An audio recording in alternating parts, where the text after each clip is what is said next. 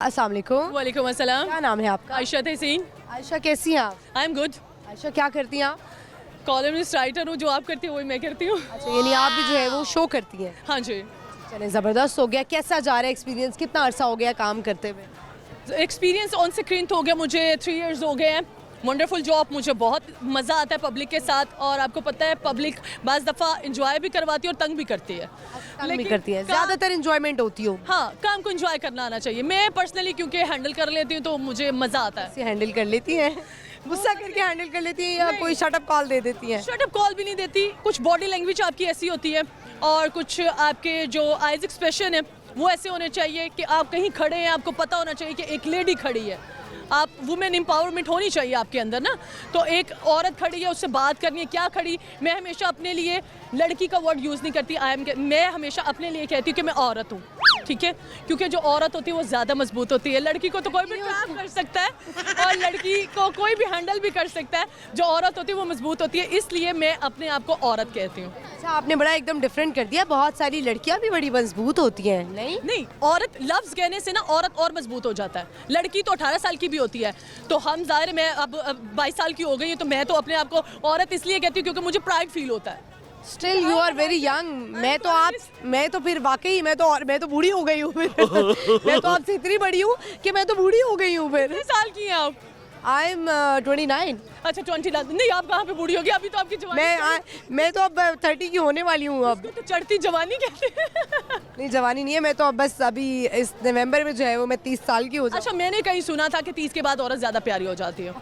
चले हो, अल्लाह करे ऐसा हो जाए कि हमें वो क्रीम्स की और वो सारी चीज़ों की ज़रूरत ना पड़े। मेरा ख्याल है कि आप अच्छे रहें और अच्छी अच्छी चीज़ें करें, लोगों के साथ अच्छे रहें, आप में खूबसूरती खुद ही आ जाती है और वो बाहर नज़र आता है। बिल्कुल ऐसा ही है। तो आप बताएं, आज का हमारा सवाल पहले तो बताएं, कॉमन सेंस कैसी है आपकी? बस एवरेज है, बताएं क्या? सवाल है कि एक इंसान खाली पेट कितने अंडे खा सकता है?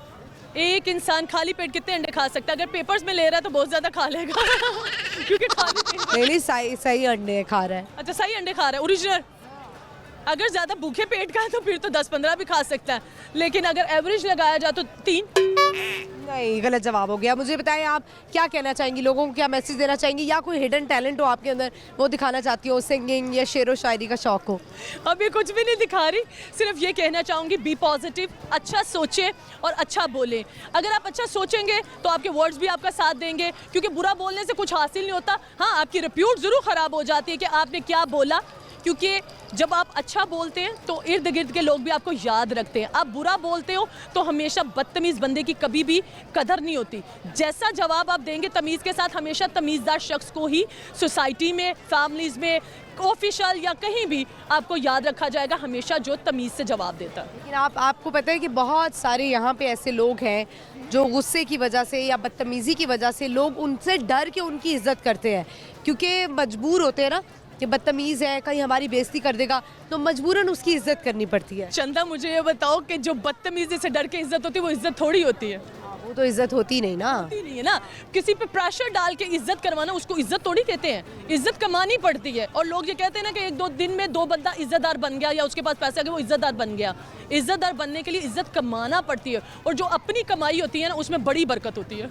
बहुत शुक्रिया, thank you so much, thank you viewers. बड़ी अच्छी इन्होंने बातें की हैं, और बात यही है कि आप डर के किसी की इज़्ज़त करें तो जिसकी इज़्ज़त हो रही है उसको ये सोचने की ज़रूरत है कि ये आपकी कोई इज़्ज़त नहीं है। बहुत लोग होते हैं वो बहुत बदतमीज़ी करते हैं और कहते हैं हम बहुत गुस्से वाले हैं, हमारी माशरे में बड़ी इज़्ज़त है, लोग हमसे डरते हैं, तो माज़रत के साथ ये कोई इज़्ज़त नहीं होती है।